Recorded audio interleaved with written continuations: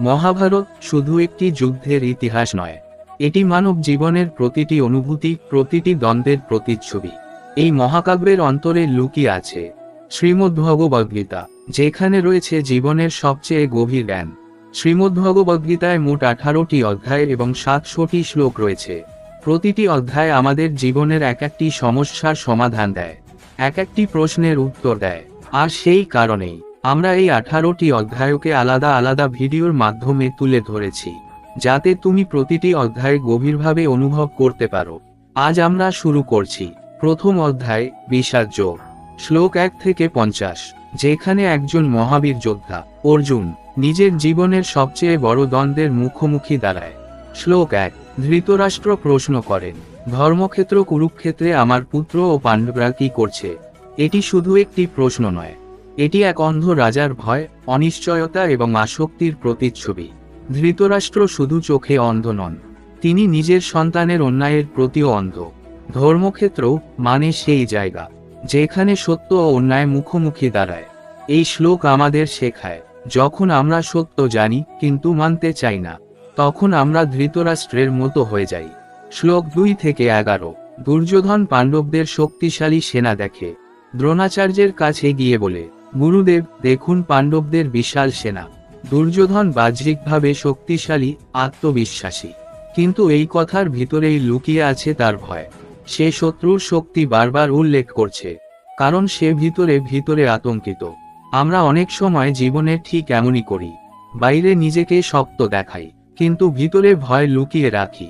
দুর্যোধন নিজের সেনার বীরদের নামও বলে, ভীষ্ম, কর্ণ, কৃপাচার্য, কিন্তু লক্ষ্য করো, সে নিজের সেনার শক্তি বোঝাতে চাইছে, কারণ তার মনে সন্দেহ আছে।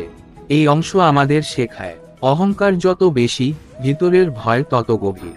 শ্লোক 12 থেকে 19, হঠাৎই ভীষ্ম পিতামহ শঙ্খ বাজালেন, আর তারপরেই চারদিক জুড়ে শুরু হলো শঙ্খধ্বনি। শ্রীকৃষ্ণ ও অর্জুনও তাদের শঙ্খ বাজালেন, যার শব্দ আকাশ ও পৃথিবী কাঁপিয়ে দিল। এটি শুধু যুদ্ধের সূচনা নয়, এটি জীবনের সংগ্রামের ঘোষণা। শঙ্খধ্বনি মানে একটি নতুন অধ্যায়ের শুরু, একটি বড় সিদ্ধান্তের মুহূর্ত। যখন তুমি জীবনে বড় কিছু করতে চাও, তখন তোমার ভিতরেও এক ধরনের শঙ্খধ্বনি বাজে, একটি সাহস, একটি সংকল্প, কিন্তু একই সাথে একটি অজানা ভয়ও থাকে। শ্লোক 20 থেকে 23, অর্জুন কৃষ্ণকে বলেন, আমার রথটি দুই সেনার মাঝখানে নিয়ে চলো। অর্জুন যুদ্ধের আগে জানতে চান তিনি কার বিরুদ্ধে লড়ছেন। এটি অত্যন্ত গুরুত্বপূর্ণ শিক্ষা।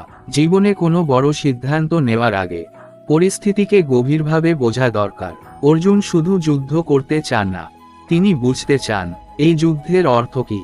শ্লোক 24 থেকে 30, অর্জুন যখন দুই সেনার মাঝে দাঁড়িয়ে দেখলেন তার নিজের গুরু, দাদা, বন্ধু, আত্মীয় সবাই বিপরীতে দাঁড়িয়ে, তার শরীর কাঁপতে শুরু করলো, ধনুক হাত থেকে পড়ে যেতে লাগলো।